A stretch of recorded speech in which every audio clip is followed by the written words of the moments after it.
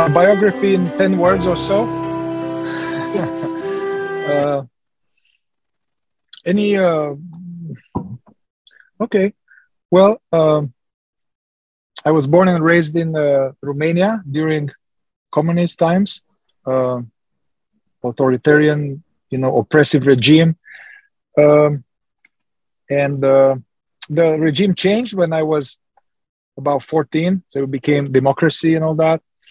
And about at that time, I started to be interested in spirituality or meditation or qigong, yoga, and also at that time in Romania, they started to have these spiritual books coming in because there were no spiritual books before. So somehow that started me on some path of self-improvement or awakening or something like that. So, and it seems like that stayed with me. So I continued this, and it brought me in various circles and groups and spiritual teachings and communities. And so I guess the most important thing for me is this inner exploration, self-knowledge, finding out who I am really, why are we here, and ultimately to find a way to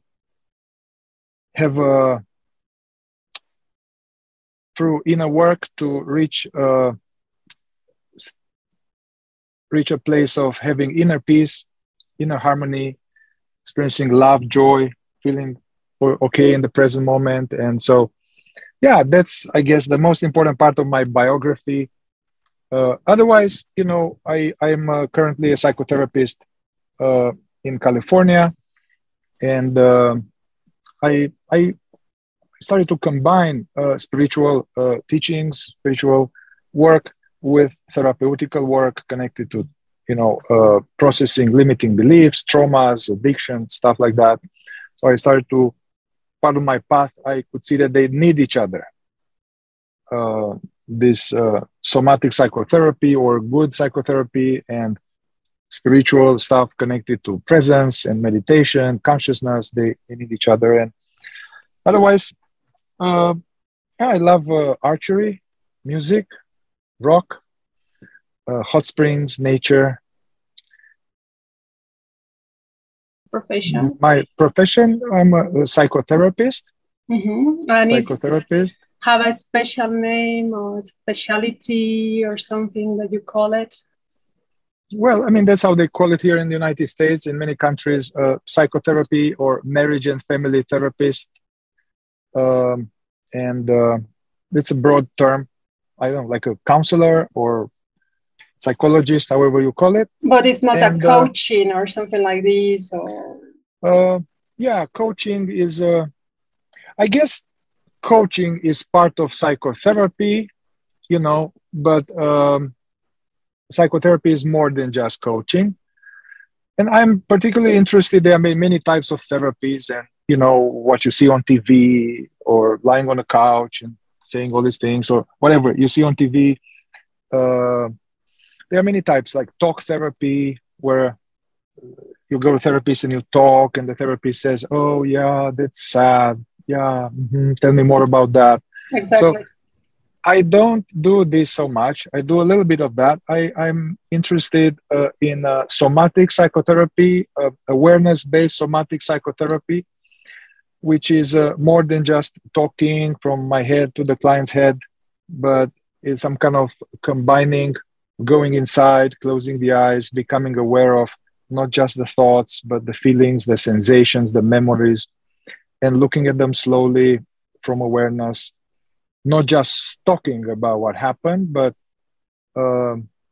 because what happened, although it passed, it's here now. Somehow, maybe as a contraction in my chest, as a feeling that I don't want to feel, or as what happened then 40 years ago created the message that there's something wrong with me, or I can't trust men or women, or so there's something. Usually, these stuff are hidden. So I found that this awareness-based somatic psychotherapy get better and easier to those subconscious things which are hidden.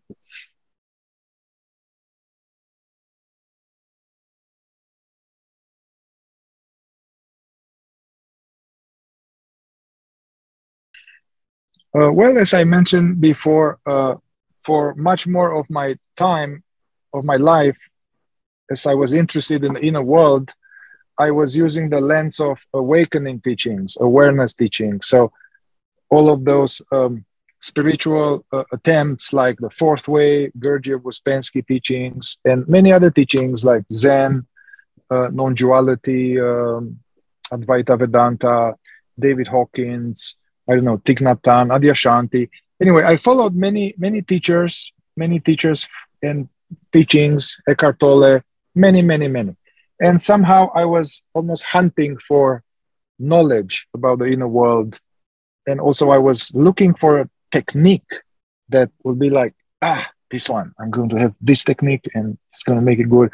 So I was all my life looking for things like that without even knowing what psychotherapy is. More like later in my mid-30s, I became interested in therapies. So I found one called Hakomi, which is mindfulness-based somatic psychotherapy. And I started to study it. And then I went, there was some institute. So I spent a few years studying that experientially. It's not so much like with the books and all that, like working with each other and it's the trainers. And so a very comprehensive program, Hakomi. I recommend it for anybody. And at some point I decided to align my job with my deepest interest, like inner work, inner process. So anyway, I jumped through some hoops and I infiltrated need to infiltrate the mental health system and all that. So I also got a master's, I got a degree, and then also more recent times I kept studying, finding all kind of therapies that are useful. So I, just like I've done before, taking what's most practical, most effective, the ones that resonate most, take it and try to understand it and apply it on myself, and then see what works with others. So I would say that Hakomi, also these Kiloby inquiries, which are very similar with Hakomi, I like as most favorite.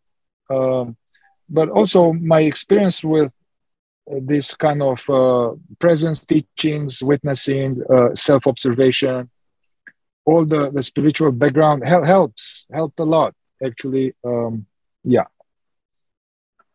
Okay, thank you.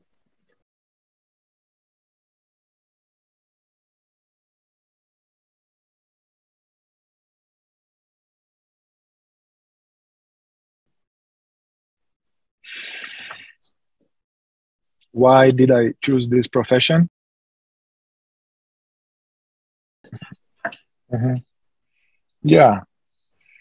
Well, honestly, I didn't choose this profession because I wanted to change the world or because I wanted to heal people or I wanted to. It was not coming from this, let's say, it was coming more from the fact that I was so fed up of having jobs that I didn't care about. I had all kind of jobs that I didn't like.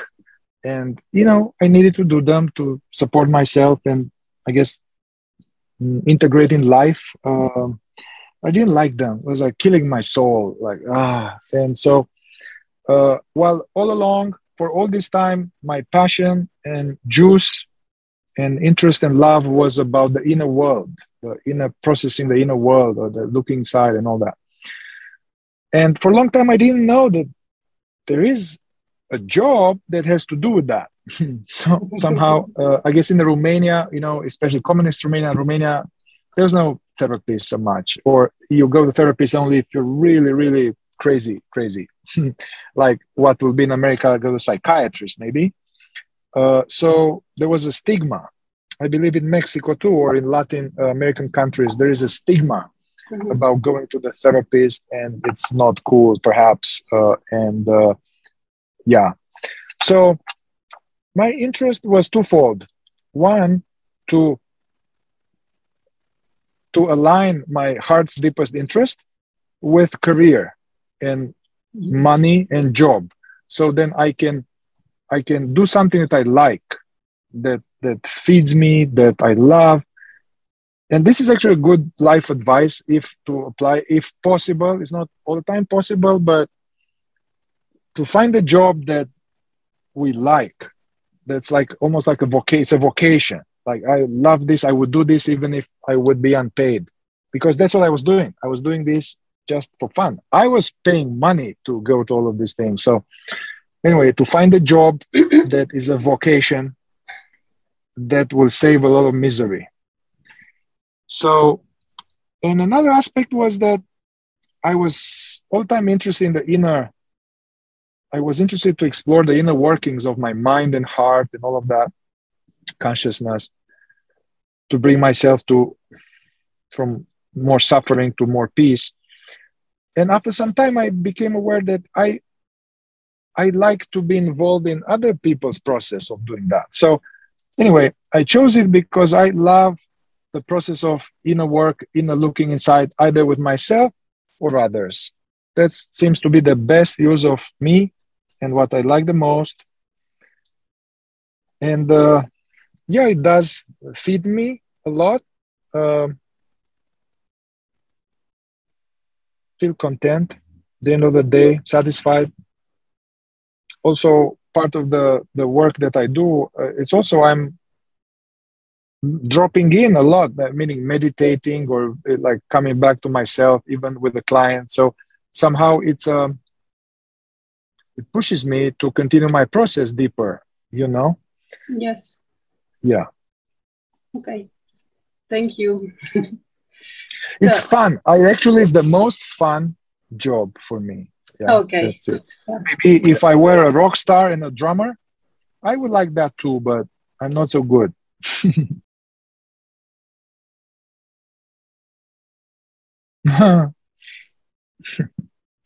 Any sport of hobby that I like that helped me be more focused in everyday life. Yeah? Yes. Yeah, actually, when I was a kid, my father was into tennis, in the tennis world, and anyway, so he sent me to tennis club when I was 5 or 6. And somehow I started to play tennis very seriously, started to play tournaments when I was 7. It became like not just fun, it was serious high performance sport, tournaments, playing every day, sometimes twice a day for many years until I was 20. So that was helpful, I could see. I mean, it was also very stressful. And from one angle, I can see that I see tennis now, people playing tennis. And I'm like, dude, it's a waste of time just looking at this ball and hitting it there. Doesn't make any sense to me. But somehow doing that high level actually helped me, I believe, in a way that to manage stress. It was stressful. I was afraid. I was afraid of this. I was afraid of that. Afraid of my father. Was all kind of feelings, stress, pressure, and somehow to hold it together and still play the best I can in spite of stress and feelings. Also, the tennis helped me, I believe, I understood deeply the value of training. If I want to get good at something, discipline. I need to practice every day. And if I don't practice, it doesn't go so well. So I know what training is, and I know the necessity of that. And so that went on spiritual stuff. I abandoned now tennis. I don't play it so much. Other hobbies, archery. I love archery. Actually, is my number one hobby now. Yes. Which is, it's a good, it's a lot of my time is spent in mental, spiritual, emotional stuff. It's good to be in nature, and it's also focused and pretty zen. Archery was a zen form. I love that. And also there's zombie apocalypse, I can take some zombies out, 10 meters, 10, 15 meters or something. And music, playing music and drumming. Mm-hmm. Very much love that. And I like rock hopping. Rock hopping is, especially here where I live, there's a river and there's big boulders. So just going around the boulders, kind of rock hopping, jumping, and going Okay, in okay. nature. Yes. Yeah, like hiking on a little Yes. difficult terrain. Like you like jump from one rock to another rock? No, I think that's called parkour. Parkour. Okay. That's something very advanced, like where they jump like this. And Okay. No, I don't do that. It's just big rocks. I'm trying to keep going, not jumping. Okay.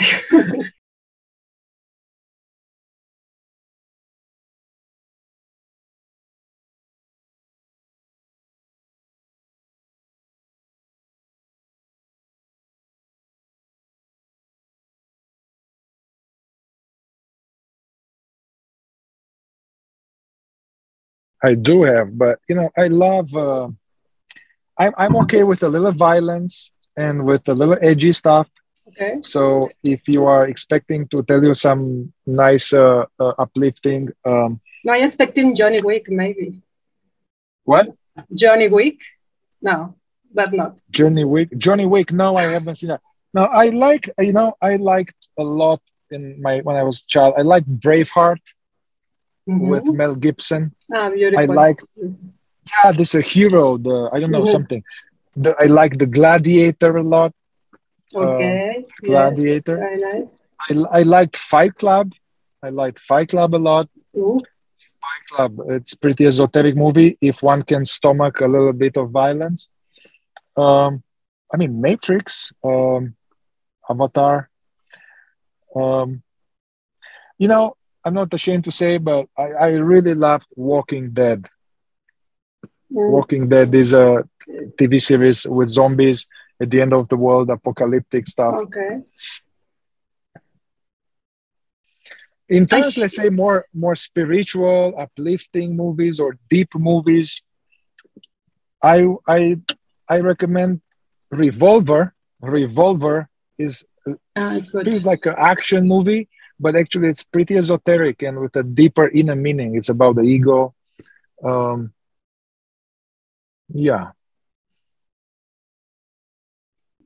Yeah, I do like classical music. I do like Bach a lot. I'm a Bach fan, and I like this kind of Hispanic music, 16th, 17th century, viola da gamba. Yes, viola da nice. gamba, cello stuff. Other classical music as well. Otherwise, I like also this religious, spiritual music of various traditions, like Christian monks, Benedictine monks, or Tibetan monks, or Zen monks, whatever monks, any kind of monks chanting. I like that.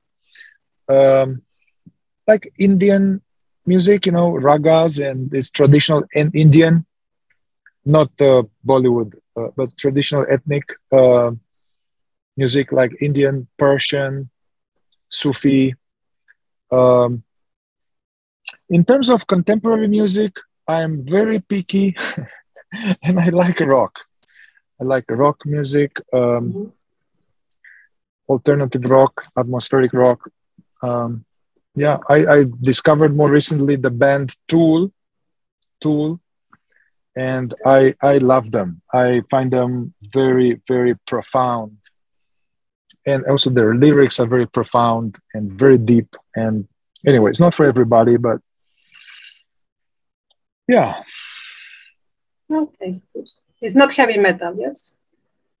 It's a little metal, yeah. It's metal, but when you put, let's say, heavy metal, especially people don't know, there's like, heavy metal. Okay. But it's a wide range for being very angry, heavy, and not so melodic, and like with rough vocal and so there's that. I don't like that so much anymore.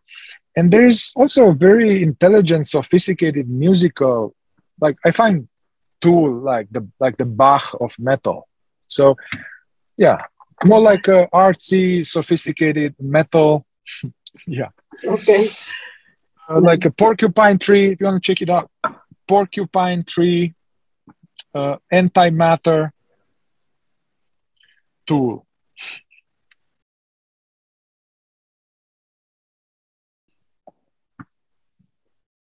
Well, I mean, you know, as you know, because we were in the same spiritual path, um, these Gurdjieff books and Uspensky books, uh,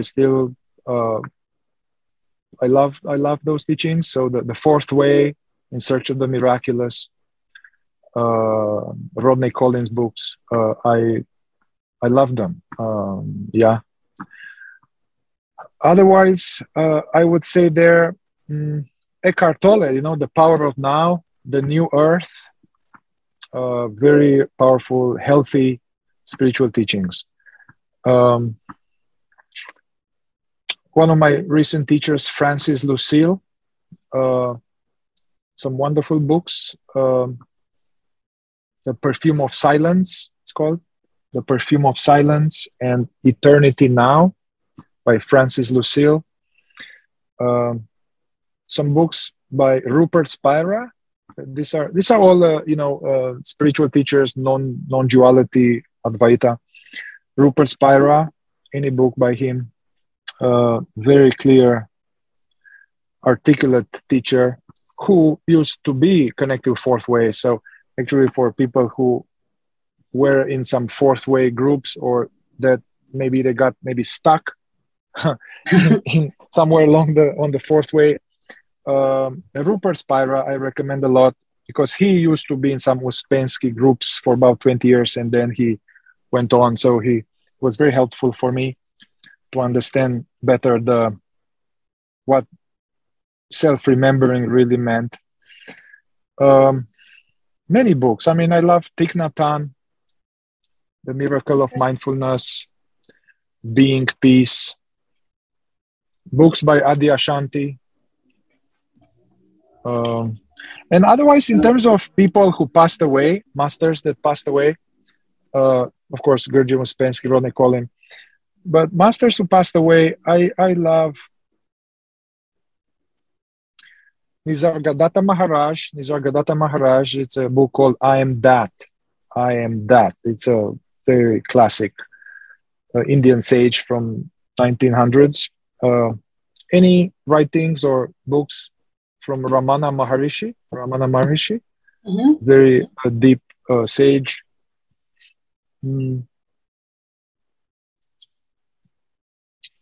Yeah, I mean, you know, I was searching and like almost like a librarian of knowledge. So there are many.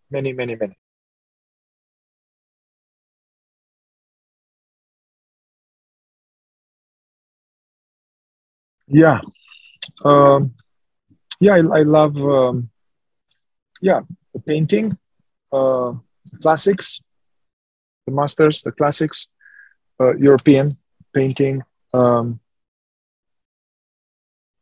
mean, Leonardo and a lot of the Baroque people, Vermeer, the Dutch masters. So I love painting and like that. Sculpture. Again, I tend to not enjoy so much modern art so much. So more like this Greek, Roman architecture. Not so much ballet. No, not so much ballet. Sorry, you say you don't like so much modern art? You say that? Yeah, I don't enjoy so much modern art in terms of maybe painting or constructions. I like more like classical art. Yeah. Can I ask you a very personal question? Why you have tattoos? Oh, why I have tattoos? Why? Yes, they are very modern, no? Very like. They are very what? Modern art, like modern. Yes, modern I don't understand them. It's like why people tattoo themselves. Yeah. Well, why I have tattoos? I guess I like them. also I have a lot of this kind of, it's not modern art, it's a lot of like Tibetan calligraphy, or I have various more like prayers, calligraphy, various more like esoteric symbols, stuff like that. I guess I started to, I had my first tattoo after I left the spiritual community where I was in. And I guess it was a symbol of, hey, I can do whatever I want, man. I let myself be free. I'm supposed to follow a very strict set of rules, how I should be and how I should eat and what kind of pants or whatever, how I should dress. Anyway, in a certain spiritual community I was in initially, there's a lot of strong guidelines how to be in every aspect of one's life. And so when I left that, there was some kind of like a little phase of being like a teenager, because I got into this spiritual stuff very early on. So then I got into structure and discipline and being good and spiritual. So maybe I didn't allow myself to be wild. So I had the phase of being more wild where I got tattoos, got myself a motorcycle, started smoking tobacco, starting smoking weed, experimenting with psychedelic drugs. So it was a phase of that. And you're still doing that, or you just pass out that phase of your life? Yeah, I mean, I think I passed that phase of just to do whatever I want now, whatever. It's a reaction to having been in a cage. So I think that settled. I do like tattoos. I still partake of some substances. And also I have a lot of respect for psychedelic substances, some psychedelic substances that actually, when I experimented with them, I was fortunate in a way that it was in an intentional container for purposes of spiritual processing or trauma processing. So it was not for fun or to escape. It was more like to help me go deeper into my subconscious or into the truth of what's here. So I'm still interested. I respect them, but it's tricky because one can take them in order to escape or to have fun or to avoid one's life and combine them with alcohol or going to a party. And that's not going to be very useful. Or one can, partake of whatever, MDMA, mushroom, peyote, ayahuasca, things like that, with a very clear intention of like an aid in my process of healing or transformation. And usually they need to be intentional. It's good to be somebody there with you. No alcohol, no party.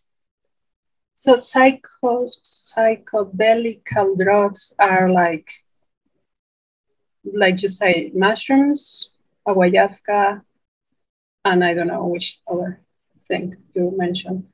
No, it's not LSD or LSD as well. LSD, yes, it's another psychedelic substance. Many others. I mean, there's many others. Okay. Peyote, San Pedro, probably American Indians, probably the Mayan, the Aztecs, they were doing all kind of stuff. But you don't use them in your work. You just use them for yourself. You don't use with your patients because you are not a guide of these kind of substances.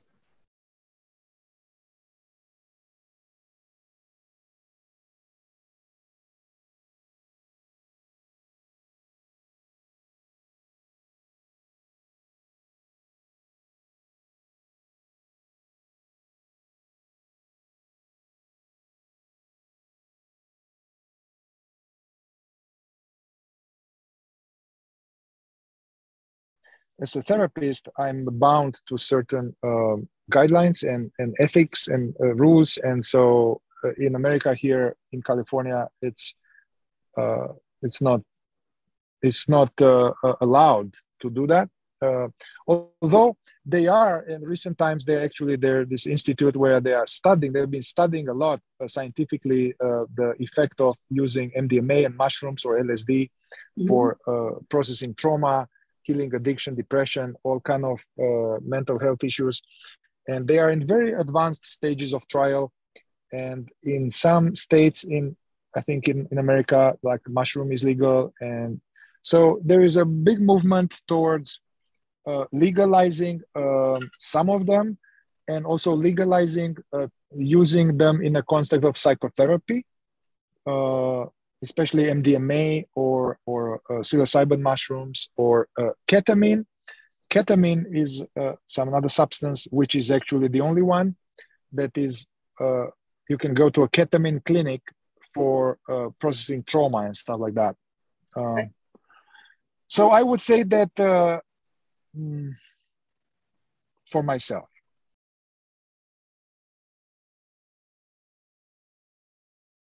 So how does a day in my life of therapist look like? You mean? What kind of stuff I do? Yeah. Well, I do a lot of one-on-one with a person or a couple. So that's what I do a lot. So basically, I go to work and I have 5, 6, 7 sessions a day. Wow, one after the other, or with a little bit of maybe have a little break after 2 or 3. So yeah, that's how my day looks like. 1 hour and another hour, and like that. Also, I do love group work. I have been as a participant part of many groups, many styles of group work. So I like that a lot. It's nourishing. And so then I started to lead my own groups even way before I was a therapist. Different formats, different styles, men's groups, women's group, mixed group, this or that. So I still do that, wearing the hat of the therapist. And so I call them circle of being shadow work. I guess I can send you the website. So I don't know if people want to know, you can send a website. Yes, please. Yeah, so I do this once a week or twice a week groups, 2 hours and a half. I like the group because I try to make them very affordable, because not many people can afford one-on-one therapy. And I do the group, although it's not lucrative financially, but it doesn't matter. I love them. So I do that. And then sometimes I do like a 1-day intensive or a 2-day intensive, and either, more like more in-depth 6, 7, 8 hours of some deeper, longer time. And sometimes I bring some friends of mine who are therapists or wise men or women, and we collaborate. So we do some event together.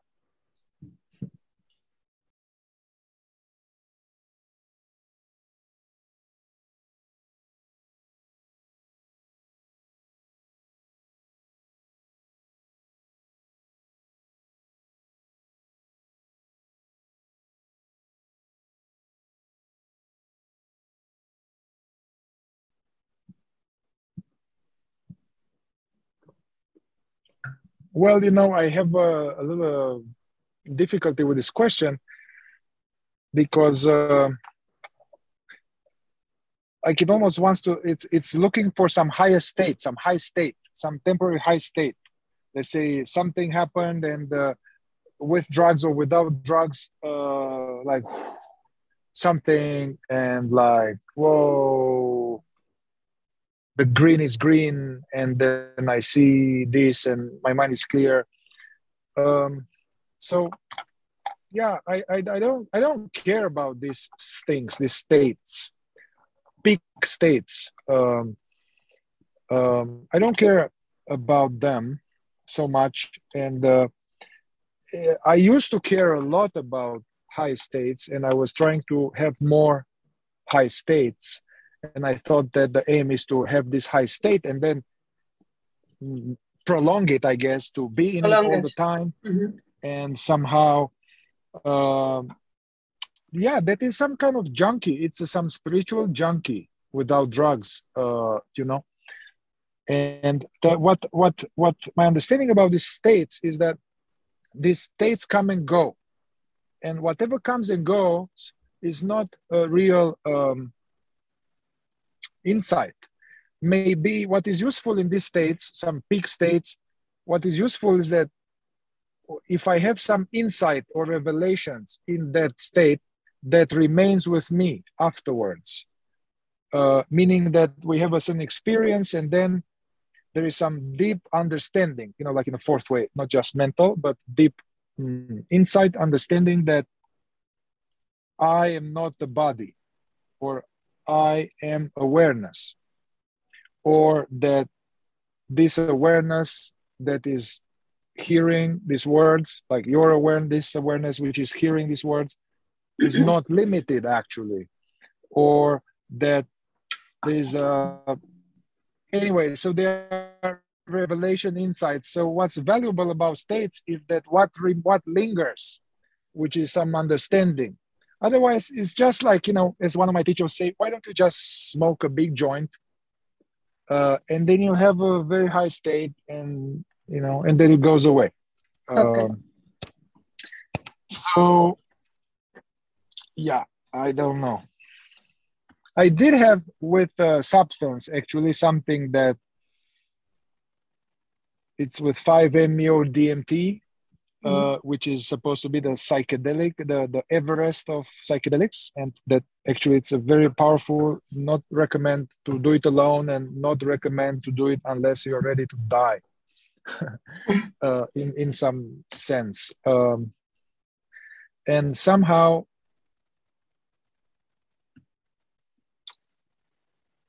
Yeah, I would say that although I knew that was connected to a use of a substance, I also know that that is true. That experience and that let's say state of being and the understanding of that experience, that was the truth. And so the truth, and it's like that with or without substance. So somehow after experiencing a lot of excruciating turmoil and pain and emotional resistance and deep pain body, somehow that was very, very, very, very, very, very, very intense and unbearable. At some point that, let's say, stopped. And then when it settled and my nervous system settled, I could experience what all of these teachers talk about, the peace that passeth understanding, or the desireless state, an experience where we deeply feel that nothing is missing, nothing. And if somebody asks you, hey, would you like money? Would you like love? Would you like enlightenment? You'll be like, doesn't mean anything, this.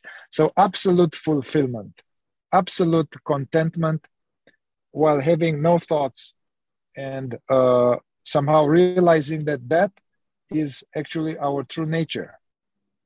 Absolute peace, absolute, and that all the suffering is okay. And there's no problem anywhere in the universe somehow. And that I am okay. And so I have some experience like that although it was connected with the substance, was a good teacher. And yeah. Okay. I mean, yes. I don't know where these high places go, these high memories or states go, if they impregnated in the soul, but this is for another discussion. And another time, yes, I think Ouspensky used to say about different chokes, no? 6 and 12 and 24 and I don't know, levels. So I'm not sure. Yes. Yeah, I think there's truth to that. with the world of the first personality, world of essence. Yeah, there's truth of that. Different realms we can embody in our inner world.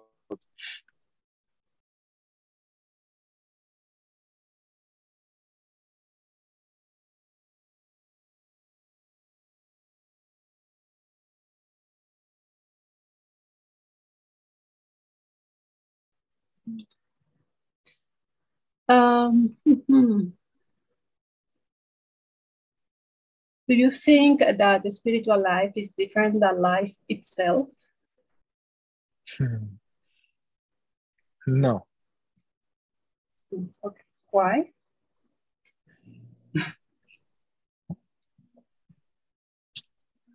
Well, initially, as we embark on the path and we start to get some practices or something to do or study, then we are encouraged to, hey, do this, meditate or pray or do something special at a special time. And that's good. That's good to dedicate some time of the day for meditation or prayer or mantra, whatever technique. There are many techniques. And that is good at the beginning, but that if it stays like that, then it creates this separation between this is my spiritual practice, and now I finished it, and then I go and I'm nasty to my girlfriend or to my wife, and I'm yelling at my kid, or I'm now going back to being checked out in the past and future, and so there's discrepancy between spiritual life and life, and so that is just because we are a beginner, you know. Okay. Yes. Cool. But as we get more seasoned, then everyday life, every stressor, every friction, every difficulty, every reaction is an opportunity for work, and then it becomes like it's all spiritual life.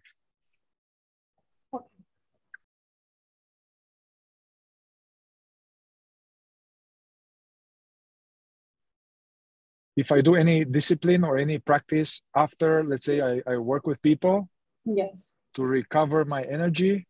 Yes, good question. Actually, I don't do something special, and actually I don't feel that I'm drained.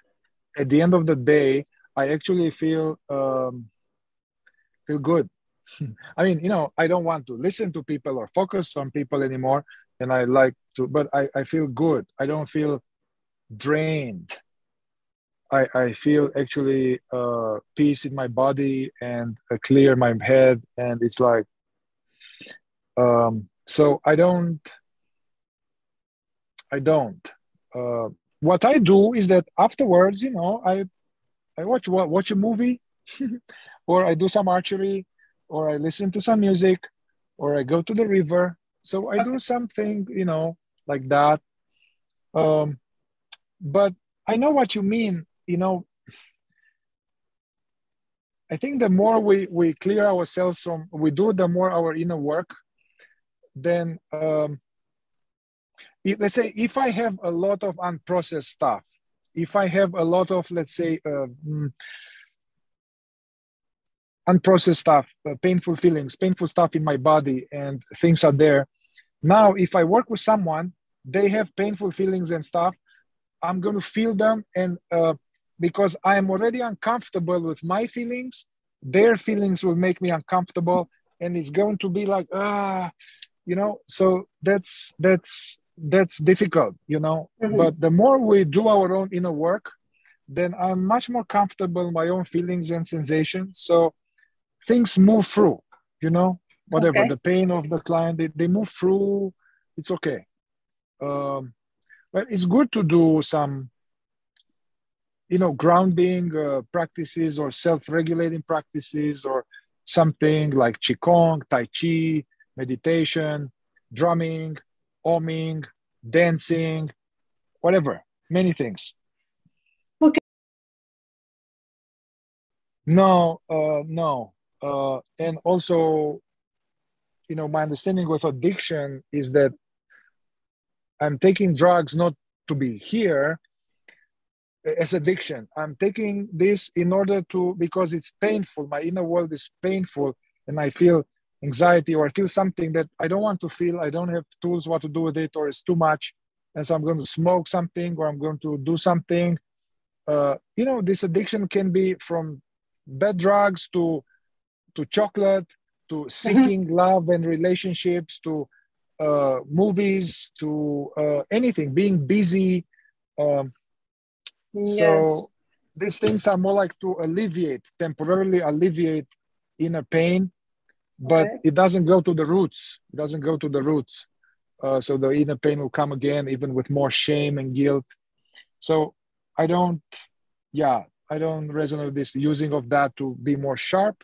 So maybe you use a technique for yourself to be more focused, like without any drugs and nothing like this, just something that helps you to be present to someone. I see. Yeah, no, I don't use substances to be present for someone. Actually, that I'll be a bit less present to someone if I use this. I think that our own basic inner practice, like whatever, self-remembering, meditation, presence, that is clearing the system. You just like voluntary suffering every day. Did you use that or not anymore? No. I don't do voluntary suffering anymore every day. Okay. But I respect that technique. That's interesting technique. But I do, I used to meditate a lot and maybe too much, but then I don't meditate so much. But I do love to, even I wake up, even like 5-10 minutes or 20 minutes, or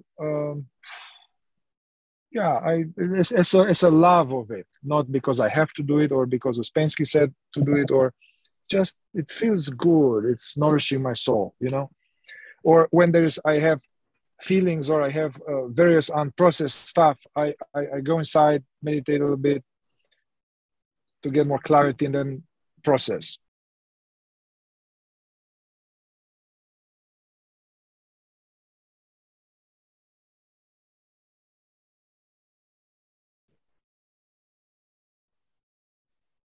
No, it's not good for everybody. The ones that I have, I studied many therapies, so I have like as if I have a knob, and I have different settings.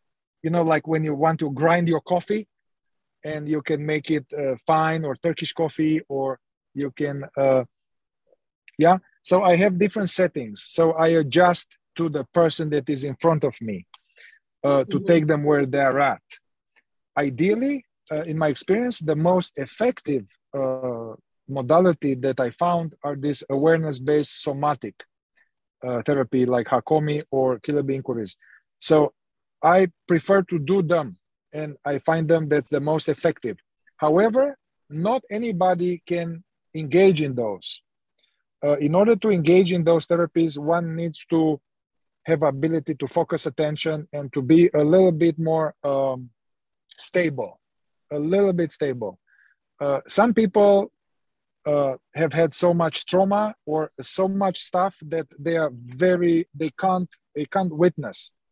So although that would be the best modality, they cannot use it. So then I'm using something else that's a little lower teaching, something that may be helpful. Just simply talking, like an uncle, like, hey, man, I get it. Hey, maybe thought about that. So I have different settings.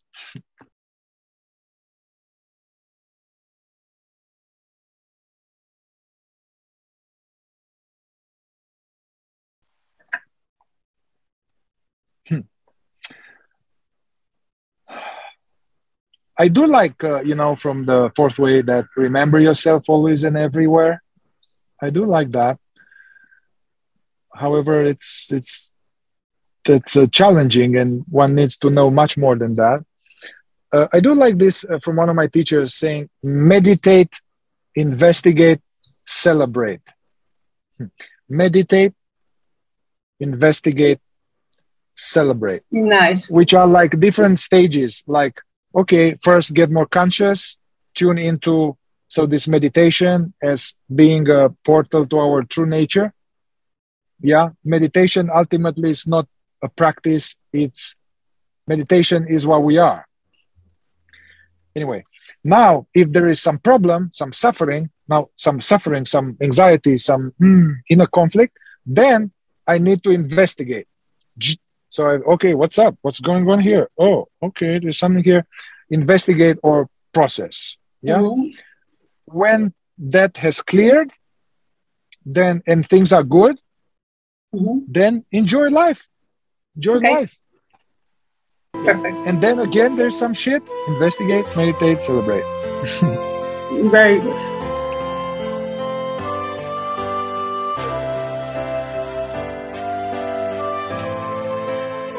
My website has everything there, what I do, and people can book, or you can, everything is there on my website.